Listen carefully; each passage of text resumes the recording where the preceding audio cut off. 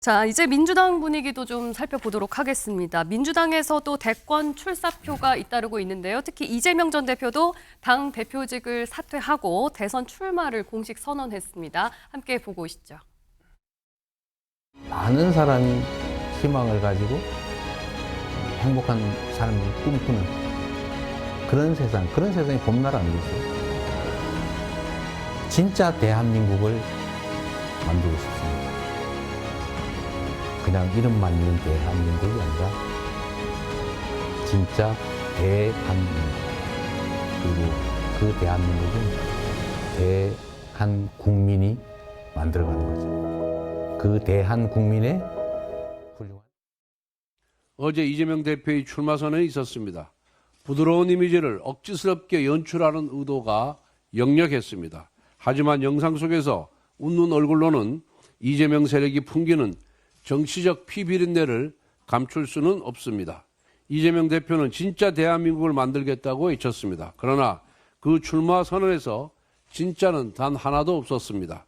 특히 국가 비전으로 K민주주의를 제시한 부분에서는 실소를 금할 수가 없었습니다. 네. 자, 이재명 전 대표가 출마 선언을 했는데 방식이 굉장히 특이했습니다.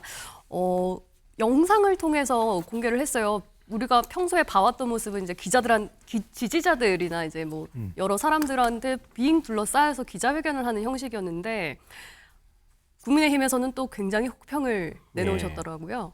뭐 두 가지로 볼 수 있을 것 같아요. 예. 어떻게 보면 여유죠. 그러니까 선두 후보. 그러니까 대선에 상당한 자신감을 갖고 있기 때문에 자칫 저런 포맷은 좀 건방지다. 좀 건방지다? 오만하다. 아. 왜냐하면 보통 철마선이라고 하는 것은 네. 국민 앞에 직접 네. 나서서 생방송, 생중계 현장에서 하는 것이 보통의 포맷인데 자칫 이렇게 영상을 이용한다는 것은 어떻게 보면은 조금 너무 편한 방식을 택한 것이 아니냐. 이런 식의 비판이 있을 수 있습니다. 네. 그런데 왜 저렇게 했을까? 이재명 대표의 지금 가장 큰 문제가 뭐냐? 바로 비호감도 아니겠습니까? 그러니까 대선 여론조사에서는 선두를 달리고 있지만 그만큼이나 네. 이재명 대표에 대한 어떤 거부감, 네. 또 이재명 포비아 뭐 이렇게까지 불리는 그러한 거부감이 상당히 중도층에서도 적지 않은 부분에 있어서는 부드러운 어떤 뭐 말투, 네. 또 파스텔 톤의 어떤 옷, 차림 네. 이러한 것들을 통해서 본인에게 주어지고 있는 이 비호감 프레임을 좀 벗어나 보겠다라고 하는 그런 전 노력도 있다고 봐요. 예. 저는 그래서 혹평할 뿐만이 아니라 좀 참신했다. 네. 다만 이것이 이재명 대표가 정말 어떻게 보면 본인의 리스크를 잘 의식하고 있다라는 부분은 좀 보여주고 있는 게 아닌가 생각이 듭니다. 저거 찍은 장소가 용산 대통령실이랑 굉장히 가까운 곳이었다고 하더라고요. 예. 그거는 좀 의미가 있을까요? 글쎄요, 본인께서는 대통령실을 절대 용산으로 들어가지 않겠다고 하시는 예, 분이라서 네. 큰 의미는 없다고 보는데요. 저는 뭐 그래도 이재명다운 방식이 아닌 네. 좀 이재명답지 않은 방식을 선택한 부분은 국민들이 저는 신선하게 느꼈을 거라고 봅니다. 예. 저는 국민의힘이 이런 부분도 뭐 비판할 땐 비판하더라도 네. 또 참신한 시도에 대해서는 또 한 번쯤 벤치마킹하는 것도 좋겠다 이런 생각도 듭니다. 이재명 전 대표의 신선한 모습, 캠프 인선에서도 좀 찾아볼 수가 있었거든요. 대체로 좀 친명색채가 쫙 빠졌다 이런 평가가 나오고 있어요. 이렇게 인선을 한 이유 배경은 어디에 있다고 보십니까? 지금은 뭐 캠프를 크게 해서 뭐 누구 상대 후보를 이기는 선거가 아니잖아요. 예. 지금은 국민들께 이재명 대표의 모습을 보여주고 이재명 대표에 대한 악마화된 이런 이미지 이것들을 바꿔주는 시간인 거거든요. 네. 그렇기 때문에 지금 기자회견도 이런 방식으로 택했거든요. 그리고 비명계를 위주로 했잖아요. 예. 이건 작잖아요. 굉장히 슬림한 조직이에요. 그래서 뭐 당 내에서의 어떤 경쟁이라든가 갈등보다는 국민들과의 대화를 시도하는 그리고 이재명 대표는 포용한다, 통합한다. 윤석열 전 대통령이 세 가지가 있어요. 무능하다, 무책임하다, 갈등, 분열이다. 이 세 가지인데 통합의 관점을 보여준 거예요. 그리고 이재명 대표가 실용주의라든가 잘사니즘, 먹사니즘을 얘기하는 것들은 본인은 유능하다. 본인의 실력을 보여주고 지금 난세에 영웅 난다라고 하잖아요. 예. 난세에 이재명 대표 자신은 네. 이 어려운 국가를 이끌어서 잘 사는 국가로 네. 만들 수 있다는 것을 보여주는 것이니까요. 네. 지금은 다른 후보들과의 차별화 예. 또는 이미지 그리고 잘할 수 있다는 것 이런 것들을 보여주는 네. 그런 미션이다라고 보면 될 것 같습니다. 이재명 전 대표는 사실 이번이 3수잖아요. 그동안에 이제 오답노트가 쌓였던 거 아닐까요? 그렇죠. 오답노트가 쌓였고 시대도 변했고 예. 윤석열의 시대는 가고 이재명의 시대가 오는 거죠. 아, 이재명의 시대가 맞다라고 이제 민주당에서는 그렇게 기대를 할 수는 있을 것 같습니다만. 근데 저는 음.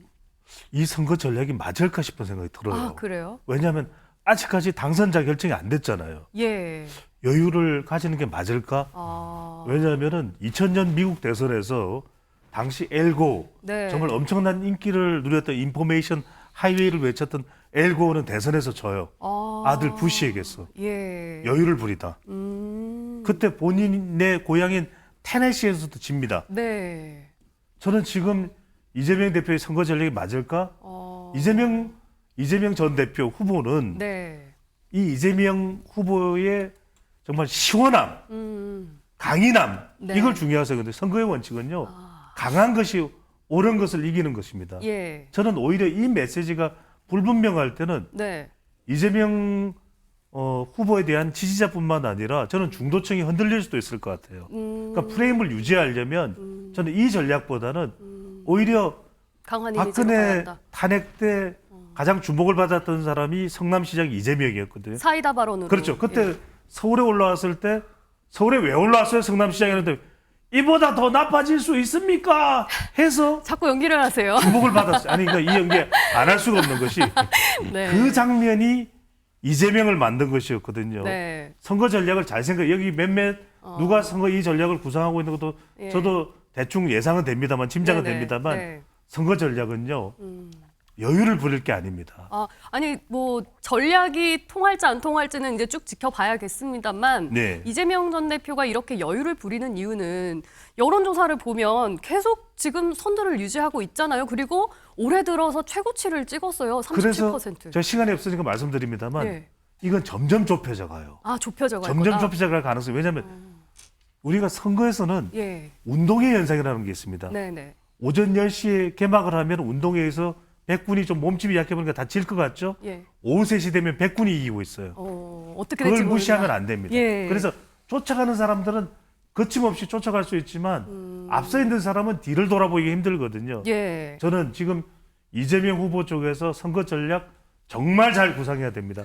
오늘 이 4월 12일이 예. 매우 중요한 분기점이 될 수 있어요. 저는 니트를 입는 것으로 해서 유권자들이 표를 줄까요?